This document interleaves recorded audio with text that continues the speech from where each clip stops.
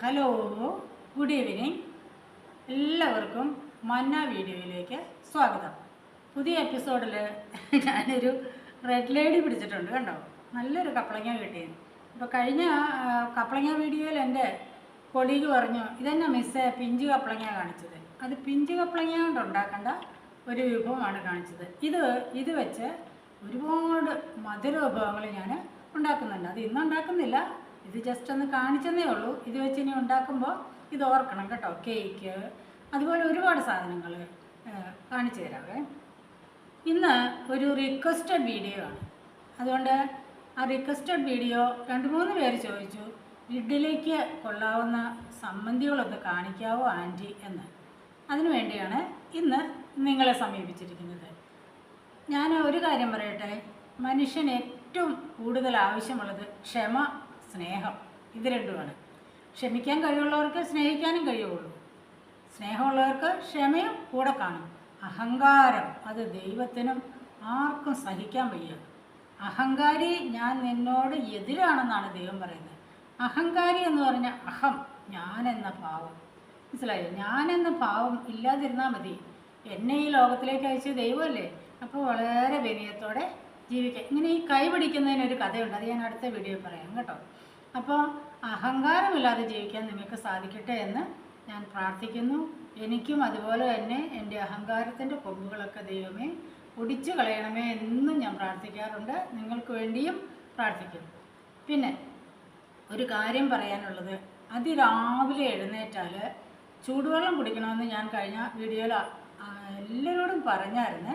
ഞാനത് ദിവസം ചെയ്യുന്നതാണ്. നിങ്ങളോട് ഞാൻ പറയുന്നത് എല്ലാ കാര്യവും ഞാനും അനുവർത്തിക്കുന്നതാണ്. അങ്ങനത്തെ കാര്യങ്ങൾ മാത്രമേ ഞാൻ പറയാറുള്ളൂ. പിന്നെ അതെന്തിനാണെന്നോ പറയുന്നത്, രാവിലെ എഴുന്നേറ്റ് കിച്ചണിൽ ചെന്ന് കഴിഞ്ഞാൽ ഫസ്റ്റ് തിങ്, കിച്ചണിൽ ചെല്ലുന്നതിന് മുമ്പ് ബെഡിലിരുന്ന് ദൈവത്തോടൊരു നന്ദി പറയണം. അതിനുശേഷം കിച്ചണിൽ ചെന്ന് ആദ്യം, എല്ലാവർക്കും ഇപ്പോൾ കെറ്റിലൊക്കെ കാണും, കെറ്റിലുണ്ടെങ്കിൽ ഒരു കെറ്റിൽ വെള്ളം സ്വിച്ച് ഓൺ ചെയ്ത് തിളപ്പിച്ചിടുക. തിളപ്പിച്ച് തണുത്ത വെള്ളത്തെ കൊണ്ട് ഒരുപാട് കാര്യങ്ങൾ നമുക്ക് കിച്ചണിൽ ആവശ്യമുണ്ട്. ഏതെങ്കിലും ഒരു കറി ചെയ്തുകൊണ്ടിരിക്കുമ്പം അത് കഴിഞ്ഞ് വെള്ളം അതിന് വേണം. അപ്പോൾ പച്ചവെള്ളം അതിനകത്ത് ഒഴിക്കാതിരിക്കുക നല്ലത്. കറി വെന്ത് കഴിഞ്ഞാൽ സ്വല്പം തിളപ്പിച്ചാറിയ വെള്ളം, ചെറു ചൂടുവെള്ളം കെറ്റിൽ നിന്ന് പിടിക്കാനായിട്ട് നിങ്ങൾക്ക് സാധിക്കും. അതുകൊണ്ടാണ് കെറ്റിൽ ഓൺ ചെയ്ത് ഒരു കെറ്റിൽ വെള്ളം റെഡിയാക്കി വയ്ക്കുക. ഇഡ്ഡലിക്കുള്ള സമ്മന്തി, 2 തരം സമ്മന്തി ഞാൻ കാണിച്ചു തരാം. അതായത് സാധാരണ നമ്മൾ അരയ്ക്കുന്ന ചമ്മന്തിയുടെ സാധനങ്ങളാണ് എടുത്തു വച്ചിരിക്കുന്നത്. ഇതെല്ലാവർക്കും അറിയാം. തേങ്ങ, കറിവേപ്പില, ഇത് നിങ്ങളുടെയൊക്കെ വീടുകളിലുണ്ടോ എന്ന് എനിക്കറിയില്ല. ഇത് ഒരു തരം മല്ലിയാണ്. ഈ മല്ലി സാമ്പാറിലിടാൻ നല്ലതാണ്. ഇത് പുതിന മല്ലി എന്നൊക്കെ പറയും, പല പേരാണ് പലരും പറയുന്നത്. ഇതെനിക്കുണ്ട്. ഞാൻ എൻ്റെ സമീപത്ത് ആരെങ്കിലും ഉണ്ടെങ്കിൽ ആർക്ക് വേണമെങ്കിലും ഷെയർ ചെയ്യാൻ ഞാൻ തയ്യാറാണ്. ഇത് പിന്നെ ഉപ്പ്, വെളുത്തുള്ളി വേണ്ട, ചുമന്നുള്ളി, ഇഞ്ചി, പച്ചമുളക്, കാന്താരി, ഇതേതാണോ നിങ്ങളുടെ എരിവിനനുസൃതമായിട്ട് അതിടണം. പിന്നീട് എൻ്റെ പ്രത്യേക താരം ഞാൻ നിങ്ങളെ കാണിച്ചില്ലേ, അന്ന് ഇട്ട് വെച്ചിരിക്കുന്നത് ഇപ്പോഴും ഒരു കേടുമില്ല. ഇതും കുറച്ച് എടുത്തിടണം. ഇത്രയും ചേർത്താണ് അരയ്ക്കേണ്ടത്. ഇതിനകത്ത് ആരും ചേർക്കാത്ത ഒരു കാര്യം ഞാൻ പറയുന്നത് ഇതാണ്. നിങ്ങൾക്ക് അറിയായിരിക്കും, ഇത് കഴുകി ഉണക്കിയിട്ടിരിക്കുന്നതാണ് ഈ പൊട്ടുകടല. ഇത്രയും തേങ്ങയ്ക്ക് ഇത്രയാക്കാവൂ.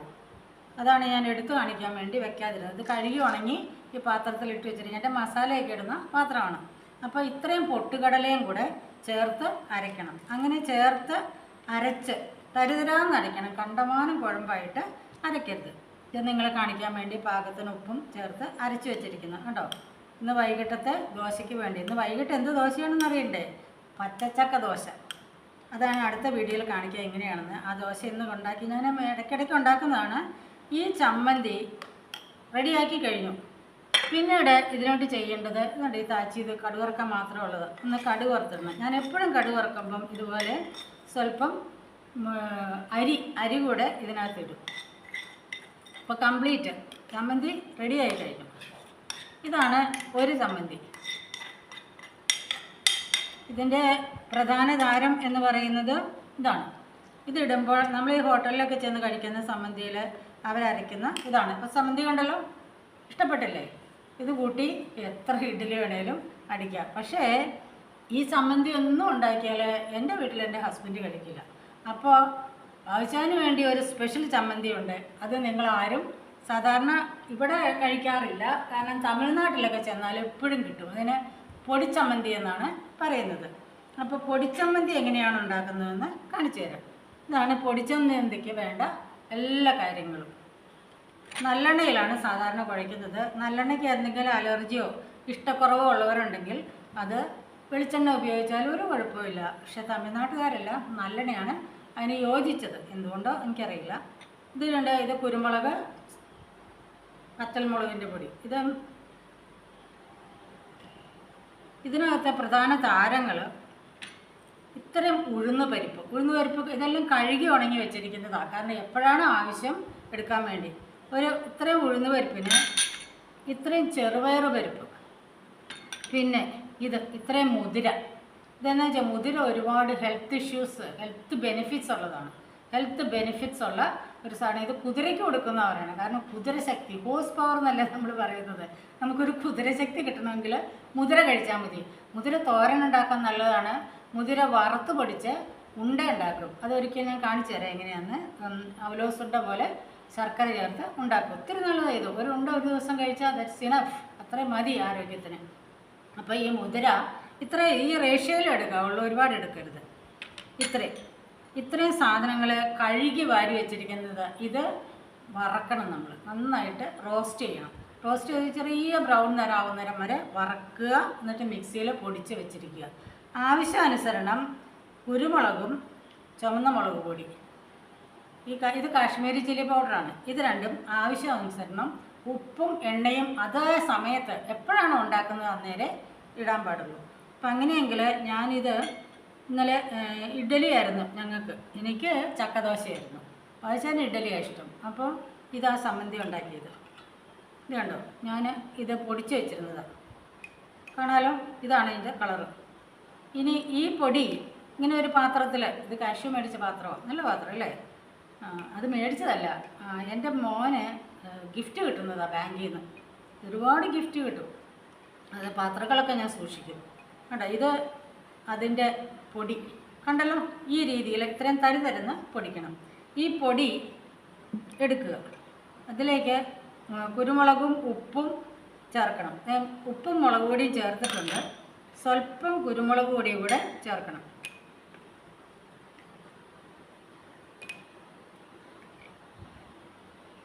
ഇത്രയും മതി. ഈ മുളകും ഉപ്പും ഒക്കെ അന്നേരം ചേർക്കുന്നത് എന്താണെന്ന് വെച്ചാൽ നിങ്ങളുടെ പ്രത്യേക ഇഷ്ടാനുസരണം ചേർക്കാൻ വേണ്ടിയാണ്. അപ്പം ഇത്രയും ഉപ്പും കുരുമുളക് പൊടിയും മുളക് പൊടിയും ചേർത്ത് കഴിഞ്ഞു. ഇതിലേക്ക് ഇതിന് 2 സ്പൂൺ എടുക്കാം. 2 സ്പൂൺ പൊടി ഇട്ടു. ഈ പൊടി എപ്പോഴും ഇങ്ങനെ ഇരിക്കും, എത്ര നാൾ വേണമെങ്കിലും ഇരിക്കും. കാരണം ഇത് വറുത്ത് പൊടിച്ചതാണ്. പിന്നീട് നല്ലെണ്ണ ഒഴിക്കുന്നു. ആവശ്യത്തിന് ചിലപ്പോഴൊക്കെ ഞാൻ വെളിച്ചെണ്ണയിലാണ് ഉണ്ടാക്കി കൊടുക്കുന്നത്. ഏതെണ്ണയാണേലും പ്രശ്നമില്ല. സാധാരണ ഇതിൻ്റെ നല്ല ടേസ്റ്റ് നല്ലെണ്ണയ്ക്കാണ്.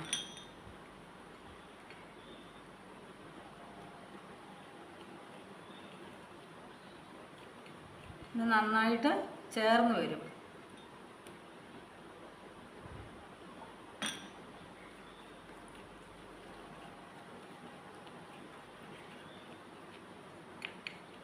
ഇതാണ് പൊടിച്ചമ്മന്തി എന്നാണ് ഇതിൻ്റെ പേര്. പൊടിച്ചമ്മന്തി കണ്ടോ, നല്ല ടേസ്റ്റാണ് ഇത് ഇഡ്ഡലിക്ക് നല്ലതാണ്, സൂപ്പറാണ്. കണ്ടോ, ഈ കൺസിസ്റ്റൻസിയിൽ വേണം ഉണ്ടാക്കാനായിട്ട്. ഈ കൺസിസ്റ്റൻസിയിൽ ഉണ്ടാക്കിയാൽ ഇഡ്ഡലി മുക്കി തിന്നാൻ സാധിക്കും.